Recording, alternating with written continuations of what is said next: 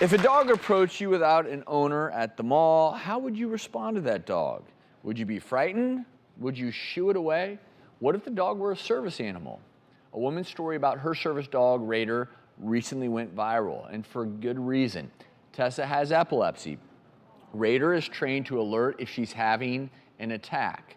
When she tripped and fell while shopping, Raider sprang into action, but was ignored or shooed away because people did not realize that he was trying to get help for his owner.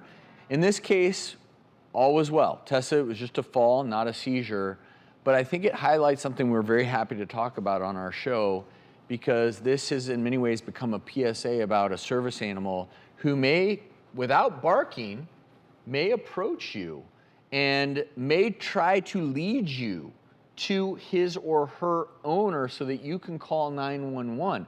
And these service animals are not just taught to recognize seizures, in some cases really low blood glucose levels in diabetic patients, and they're trying to alert you.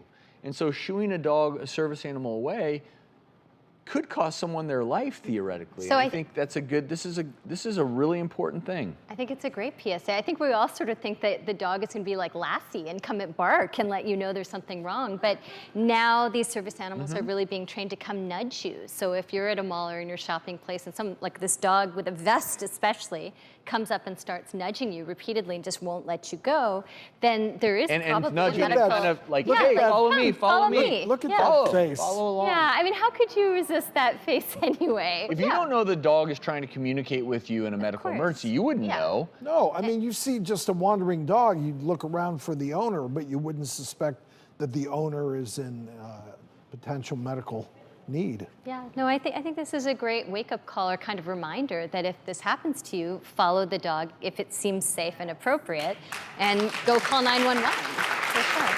I just flew back from New York yesterday. I was getting on the plane. I thought I was getting on Noah's Ark. There were so many dogs. I mean... Were they service animals or? Well, yes. They must be, right? They're all service animals, yes. And you're going to see more and more of this. Well, actually, no. A lot of airlines are actually increasing the... Companion.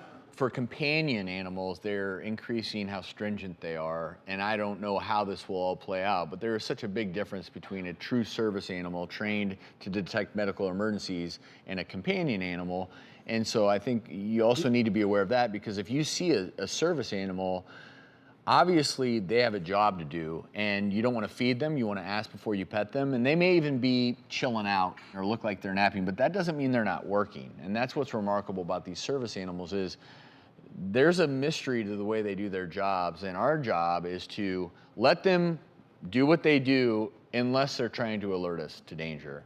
Follow them, see what's up, if need be 911, because to my knowledge, the one thing service dogs can't do is call 911. I've yet to see a dog do that, although someday I'm sure they will be able to. My plea here in a friendly way is that if you're in need of either a service or a companion dog, true need, then by all means do it. But don't do it just because you want to bring your dog along on the trip. That could be taking away from somebody else who wanted to go on that flight. I don't know if they monitor how many per flight, something like that, but keep that in mind. Did you ever take Lulu on a flight? Yes. Companion dog. Do as I say, not as I do.